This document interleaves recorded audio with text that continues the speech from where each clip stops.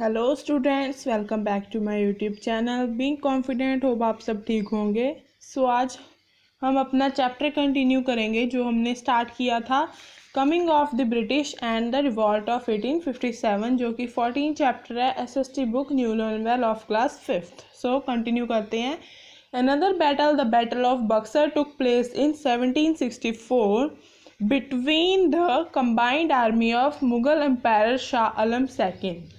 दूसरी बैटल जो हुई थी, बैटल ऑफ बक्सर, वो कब हुई थी? 1764 में। किस किस के बीच में हुई थी वो?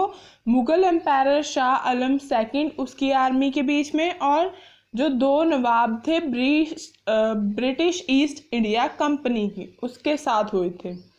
Again the British emerged victorious, उसके बाद भी फिर से जो ब्रिटिश थी वो जीत गई थी।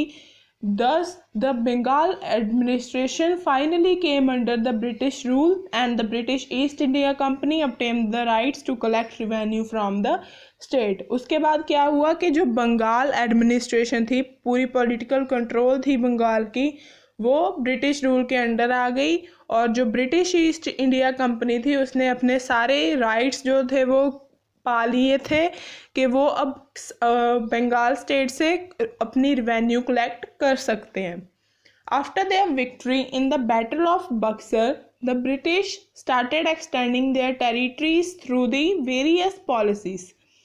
तो बैटल ऑफ बक्सर की जीत के बाद ब्रिटिश ने क्या स्टार्ट किया कि वो ब्रिटिश जो है वो एक्सटेंड कर ले अपने आप को टेरिटरीज तक। बहुत सी पॉलिसीज के थ्रू वो अपने आप को एक्सटेंड करना चाहते थे।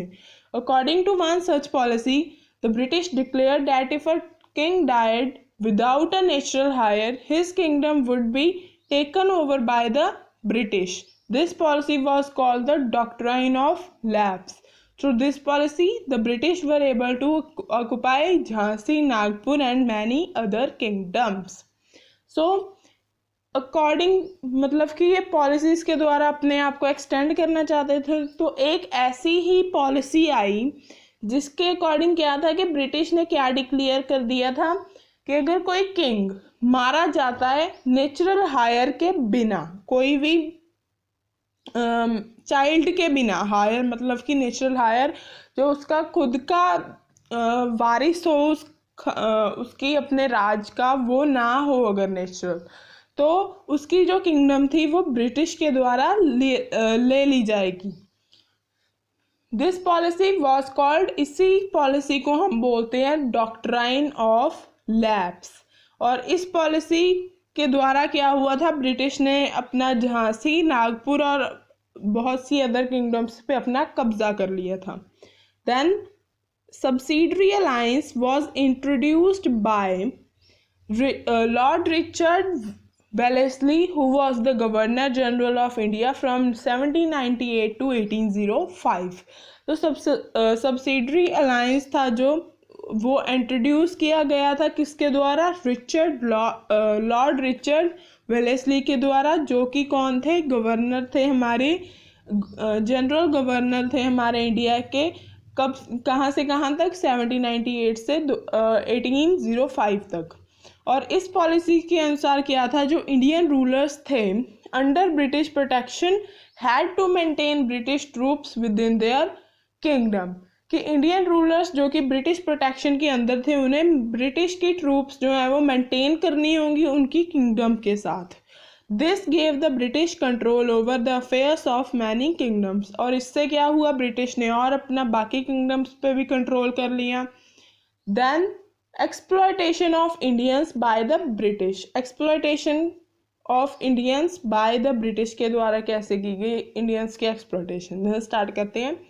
Once they were firmly established in India, the British started using many unfair means to achieve their aim of getting rich.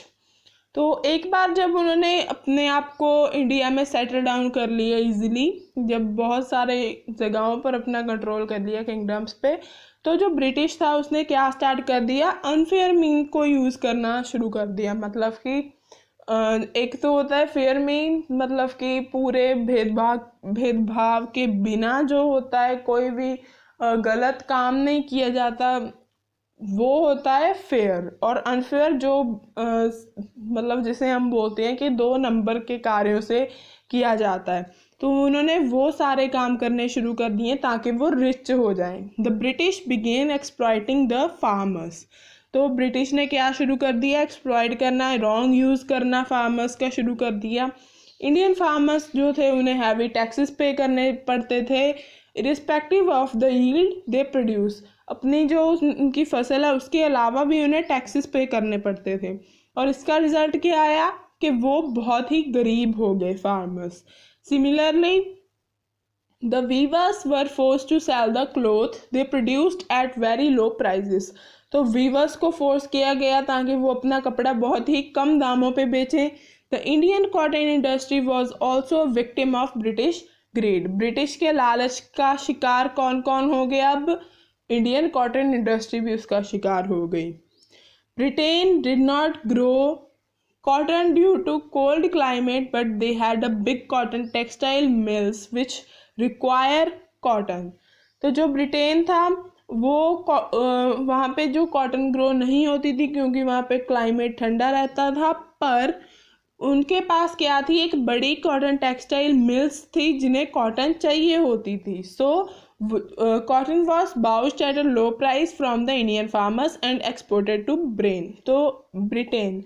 जो कॉटन थी इंडियन फार्मर्स से खरीदी जाती थी बहुत ही लो प्राइसेस पे, और उसी को एक्सपोर्ट किया जाता था ब्रिटेन तक, मतलब कि ब्रिटेन भेजा जाता था। In return cotton cloth was sent back and sold at high prices in India. उसके बाद क्या हुआ? जो कॉटन क्लॉथ था वो वापस भेजा जाता था। कॉटन क्लॉथ मतलब पहले कॉटन जो थी वो इंडियन फार्मर्स एक्सपोर्ट करते थे ब्रिटेन तक। अब ब्रिटेन से उसी कॉटन के साथ जो कॉटन के कपड़े बनकर आते थे वही कपड़े इंडिया में आके वो बहुत हाई प्राइसेस पे बेचे जाते थे। British also did not allow Indians to start their own mills और फैक्ट्रीज। ब्रिटिश ने इंडियंस को ये भी अलाउ नहीं किया कि वो अपनी खुद की मिल्स या फैक्ट्री स्टार्ट कर दें, मतलब बना लें। This exploitation lead to dissatisfaction among Indians and a feeling of revolt grew in them.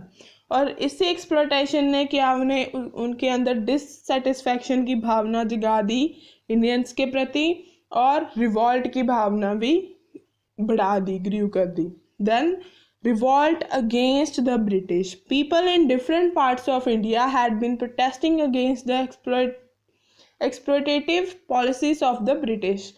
India के डिफरेंट पार्ट्स में लोगों ने क्या करना शुरू कर दिया? प्रोटेस्ट करना शुरू कर दिया उनकी इन पॉलिसीज़ के विरुद्ध। The revolt of 1857 according to the historians is an important landmark in the Indian history। जो रिवॉल्ट था 1856 का हिस्टोरियंस के अकॉर्डिंग क्या था? एक बहुत ही इम्पोर्टेंट लैंडमार्क था उसका भारतीय हिस्ट्री में, भारतीय इतिहास में। Then the revolt was started by the Indian soldiers in the British army.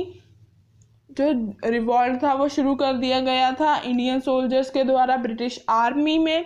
The reason for the revolt was the introduction of the Enfield rifle. A rumor spread that the cartridges of the rifles were greased with the fat of cows and pigs।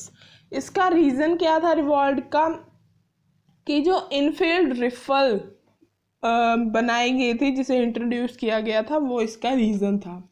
और एक rumour भी फैलाई गई थी कि cartridges मतलब कि a small case containing an explosive material for a रिफल।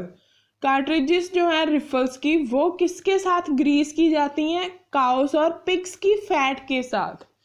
The covering of these cartridges has to be bitten off before loading into gun.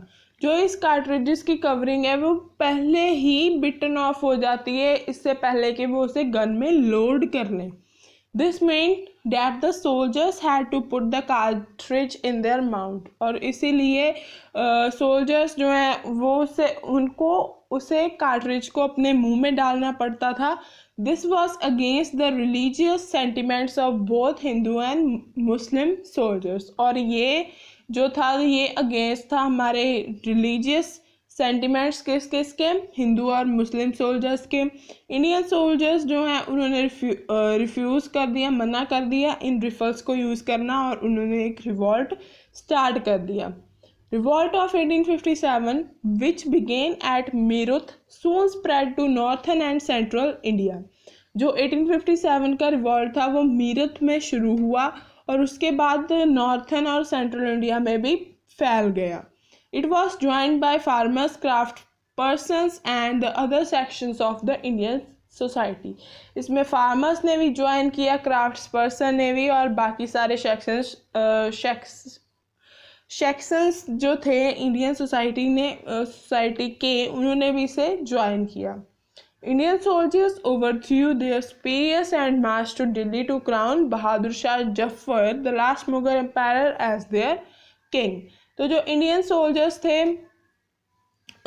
वो दिल्ली चले गए मार्च करने के लिए, ताकि जो बहादुर शाह जफर थे, जो लास्ट किंग बचे थे, उनके पास चले गए थे। वो मुगल एम्पायर जो था एज अ किंग, उन्हें किंग बनाने के लिए।